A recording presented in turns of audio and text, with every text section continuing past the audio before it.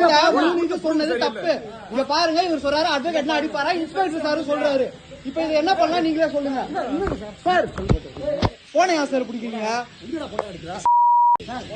என் பேர் முத்துராஜ். நான் சென்னையில் வந்து ஹைகோர்ட்டில் தான் ப்ராக்டிஸ் பண்ணிகிட்டு இருக்கேன்.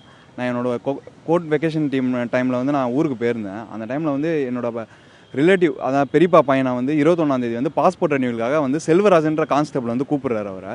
அவர் கூப்பிட்டதுக்கு அவர் போயிருக்காரு. ஃபோனில் தான் கூப்பிட்டுருக்காரு. ஆக்சுவலி இவர் தான் வந்து நேரில் விசாரிக்கணும் கான்ஸ்டபிள். இவங்க ஸ்டேஷனுக்கு வர சொல்லி கூப்பிட்டோன்னே இவர் ஸ்டேஷனுக்கு போகிறாரு. போன இடத்துல ஐடி கார்டு ப்ரூஃப் எல்லாத்தையும் வாங்கிட்டாங்க. Aadhaar card, smart card, voter ID எல்லாத்தையும் வாங்கிட்டாங்க. வாங்கிக்கிட்டு இவர்கிட்ட வந்து 3000 ரூபா கேட்டிருக்காங்க. இவர்கிட்ட அவ்வளோ இது இல்லாதனால நான் நாளைக்கு வாங்கன்னு சொல்லி அமுச்சு விட்ருக்காங்க. காசு அவ்வளோ இல்லைன்னு சொன்னோன்னே நாளைக்கு இவர் போகும்போது எதுக்கு போகிறோன்னு அவருக்கும் டீட்டெயில் தெரியல. ஏன்னா அங்கே இருக்க மக்கள் எல்லாமே வந்து படிக்காதவங்க சுத்தமாக. யாருமே அந்த கிராம பகுதியில் இன்னமும் அந்த அந்த அந்த கிராம பகுதியில் கம்ப்யூட்டர் கூட இல்லை. அந்த அளவுக்கு வந்து இன்னமும் டவுனில் தான் இருக்காங்க.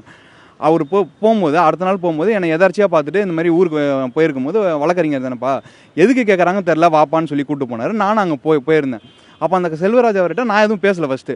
ஏன்னா என்ன நடக்குதுன்னு தெரிஞ்சுக்கலான்னு நான் ஒரு அன்யூனிஃபார்மில் தான் போயிருந்தேன். ஒரு லா காலேஜ் ஒரு அட்வொகேட்டாக போல் உள்ளே போயிருக்கும்போது அவர் உள்ளே என்ட்ரன்ஸ் ஆனோடனே காசு எடுத்துகிட்டு வந்தியான்னு கேட்டார் அவர்கிட்ட. இவர் எடுத்துகிட்டு வரலன்னு சொன்னார். அப்போ உன் பாஸ்போர்ட் வந்து இது பண்ண முடியாது, உனக்கு ரிஜெக்ட் போட்டாச்சு, நீ கிளம்பிடுன்னு சொல்லிட்டாரு. சொன்னோன்னே நான் அவர்கிட்ட போய்ட்டு கேட்டேன், அன்யூனிஃபார்மில் இருந்தார் அவர். சார் உங்கள் பேர் சொல்லுங்கள் சார், நீங்கள் ரிஜெக்ட் போட்டேன்னு சொல்கிறீங்க, நீங்கள் வந்து நான் ஹைகோர்ட்லேயும் சிஎம்செல்லையும் ஒரு பெட்டிஷன் போடுறேன், நீங்கள் அதில் வந்து உங்கள் எக்ஸ்ப்ளனேஷன் கொடுத்துருங்க, அவர் தப்பு பண்ணியிருந்தாருன்னா நீங்கள் கொடுங்க ன்னு சொன்னதுக்கு என்னை வந்து ஒரு வாடா போடான்னு ஒரு கொஞ்சம் வார்த்தையை ஏடா கூடமாக விட்டு பேசினார். நான் அவர்கிட்ட வந்து சொன்னேன், சார் ஒரு வக்கீல்கிட்ட பார்த்து பேசுகிறீங்க சார், கொஞ்சம் மரியாதை கொடுத்து பேசுங்க சார், என் ப்ரொஃபஷனுக்கு ஒரு மரியாதை இருக்குன்னு சொன்னேன். சார் பார்க்குறதுக்கு நீங்கள் வக்கீல் மாதிரிலாம் தெரியாமல் பேசுங்க சார், மன்னிச்சிக்கங்க சார்னு சொன்னார். நான் அப்போ அவர்கிட்ட கேட்டேன், நீங்கள் ஒரு பாமர மக்கள் இந்த மாதிரி தான் நடத்துவீங்களா சார், வக்கீல்னா அப்போ மரியாதை கொடுப்பீங்க, அப்போ பொதுமக்களுக்கு மரியாதை கிடையாதுன்னு கேட்கணும். அவர் கொஞ்சம் நேரம் கம்முனே இருந்தார். அப்புறம் நான் சொன்னேன், நான் இன்டர்ன்ஷிப்லாம் பண்ணியிருந்தேன் பிபி ஆஃபீஸில் தான், நான் உங்கள் மேலே கம்ப்ளைண்ட் கொடுத்தனா உங்களுக்கு மெமோ வரும் சார், இந்த மாதிரி நீங்கள் பேசுனதுக்குன்னு சொன்னேன். ரொம்ப கம்முன்னு இருந்தார். சரி, அவர் தப்பாக உணர்ந்தனால அதுக்கடுத்து இப்போ என்ன சார் பண்ணலான்னு கேட்டதுக்கு ஓப்பனாக சொன்னார், எஸ்ஐயும் இன்ஸ்பெக்டரும் வந்து பாஸ்போர்ட் ரெனியூவலுக்கு 3000 காசு இருந்தால் மட்டும்தான் பண்ணுவாங்கன்னு சொன்னார். சரி சார், நான் எஸ்ஐ இன்ஸ்பெக்டர்ட்டையும் பேசுகிறேன் சார்னு சொன்னேன். அது இல்லாமல் இவர் 7 ஐடி ப்ரூஃபை பற்றி அவர் சொன்னதுக்கு நான் கேட்டேன் அவர்கிட்ட, எதுக்கு சார் ஒரு மனுஷனுக்கு வந்து 7 ஐடி ப்ரூஃப் கேட்குறீங்கன்னு சொன்னது. அவர் வந்து 3 ஐடி ப்ரூஃப் கம்பல்சரியாக இருந்தால் தான் வந்து பண்ண முடியும்னு சொல்லிட்டாரு. சரி, அந்த 3 ஐடி ப்ரூஃப் ஏன்னா நம்மளுக்கு தெரியாமல் நான் எதுவும் சொல்லக்கூடாதுன்ட்டு அங்கேருந்து கொஞ்சம் நேரத்தில் வெளியில் வந்துட்டு எஸ்பி ஆஃபீஸுக்கு கால் பண்ணாங்க, சிவகங்கை எஸ்பி ஆஃபீஸுக்கு. அவங்க என்ன சொன்னாங்க, நான் வந்து இந்த பாஸ்போர்ட் வெரிஃபிகேஷனுக்கு உங்களுக்கு ஒரு காண்டாக்ட் நம்பர் தரேன் சார், நீங்கள் அவங்களை காண்டாக்ட் பண்ணுங்கன்னாங்க. நான் அவரை காண்டாக்ட் பண்ணி கேட்டதில் தட்சிணாமூர்த்தின்றது அவர் பேர், அவர் போலீஸாக அவர் என்ன கிரேடில் இருக்காருன்னு தெரியல. அவர் காண்டாக்ட் பண்ணால் ஒரு மேடம் கான்ஃபரன்ஸ் போகிறாரு. அந்த கான்ஃபரன்ஸ் காலில் வந்து அந்த மேடம் கிளியராக சொல்கிறாங்க, பாஸ்போர்ட் இது ரெனியூவல் பண்ணுறது, பாஸ்போர்ட் இந்த வெரிஃபிகேஷன் பண்ணுறவங்க தான் அவங்க ஆதார் கார்ட்லேயும் பாஸ்போர்ட்லேயும் என்ன இருக்குதோ அதை அப்படியே வந்து பண்ணிடணும், வேறு எதையுமே செக் பண்ணக்கூடாதுன்னு சொல்லிட்டு என்கிட்ட ஆடியோவும் இருக்குது.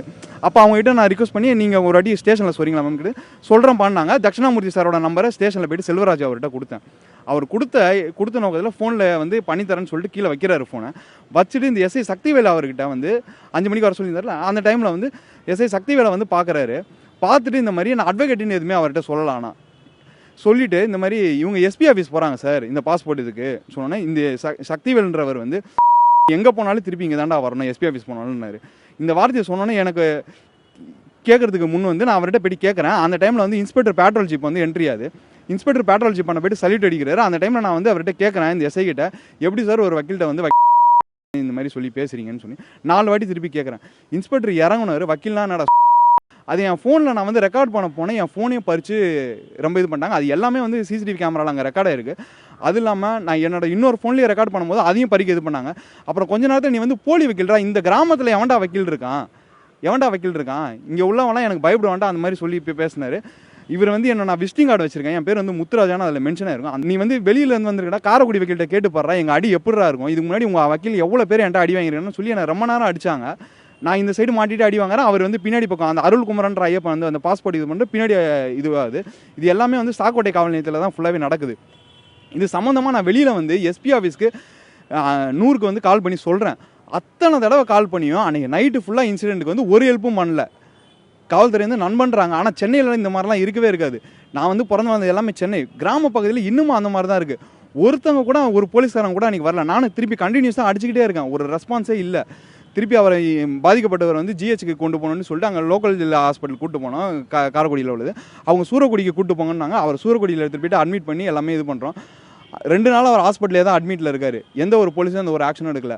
அதுக்கடுத்து இப்போ இங்கே எம்ஹெச்ஏ தலைவர் மோகன்கிருஷ்ணன் சார் வந்து எஸ்பி கிட்டையும் பர்சனலாக பேசினாங்க, ஆக்ஷன் எடுங்க சார்ன்ட்டு. அதுக்கடுத்து ஒரு ஸ்டெப் எடுத்து இந்த மேட்ருக்கு இன்வெஸ்டிகேஷன் ஆஃபீஸர்னு ஜிஎஸ் ரவீந்திரன் ஒருத்தர் இது பண்ணாங்க.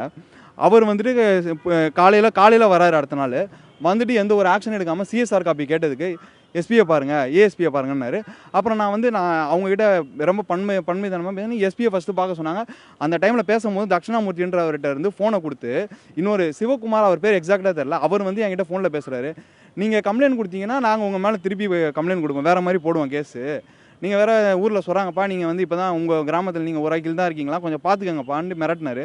நான் அவர்கிட்ட சொன்னேன், சார் நீங்கள் எது பேசுனாலும் என் ஃபோனுக்கு பேசுங்க, இல்லைனா நேரில் வந்து பேசுங்கன்னு சொல்லிட்டு ஃபோனை வச்சுட்டு அப்புறமா இவர் என்னை காம்ப்ரமைஸ் பேசுறது ரொம்ப இது பண்ணாங்க. நான் முடியாது சார், இது நான் ஒருத்தன் பாதிக்கலை, இதே மாதிரி வக்கீலை நீங்கள் அடிச்சுட்டே இருந்தீங்கன்னா இதை விட முடியாது சார், நான் வெளியில் சொன்னால் இஷ்யூ பெருசாகும், இது வரைக்கும் நான் வெளியில் சொல்லலை, நீங்களாக பார்த்து ஆக்ஷன் எடுங்க சார்னு சொன்னேன்.